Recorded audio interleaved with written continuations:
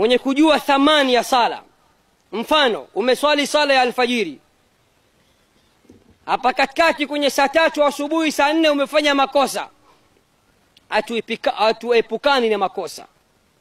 Tathmini inaonyesha kila sekunde tunaingiza dhambi katika akaunti zetu za madhambi, na akaunti maana kila mmoja wetu ana akaunti 2 ya madhambi na ya thawabu.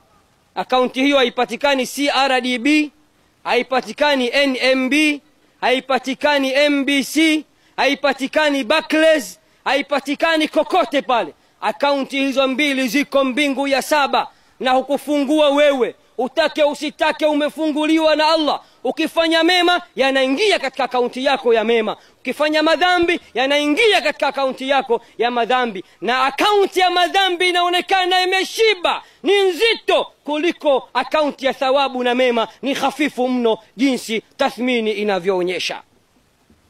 Sasa saa 3, saa 4, saa 5 ukafanya madhambi, sala ya dhuhuri ikafika, ukachukua udhu, ukaswali sala 5, yale madhambi uliyofanya baina ya alfajiri na dhuhuri Allah ameyafuta kwa kuswali kwako sala ya dhuhuri. Tazama faida ya sala, wewe usiojua faida na thamani ya sala.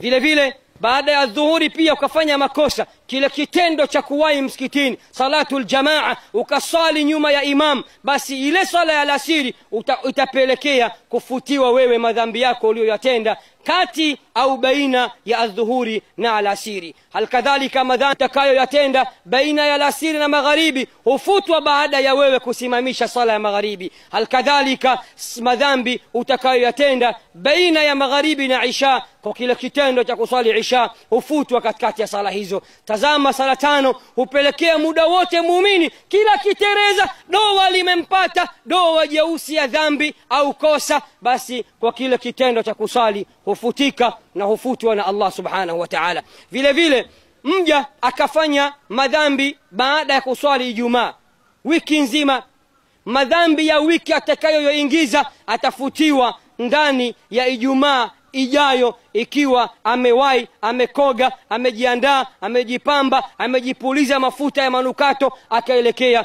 msikitini na akawahi kumsikiliza imam. Kile kitendo hicho kitampelekea madhambi ya wiki nzima kufutiwa kwa kusimamisha sala nyingine ya Ijumaa.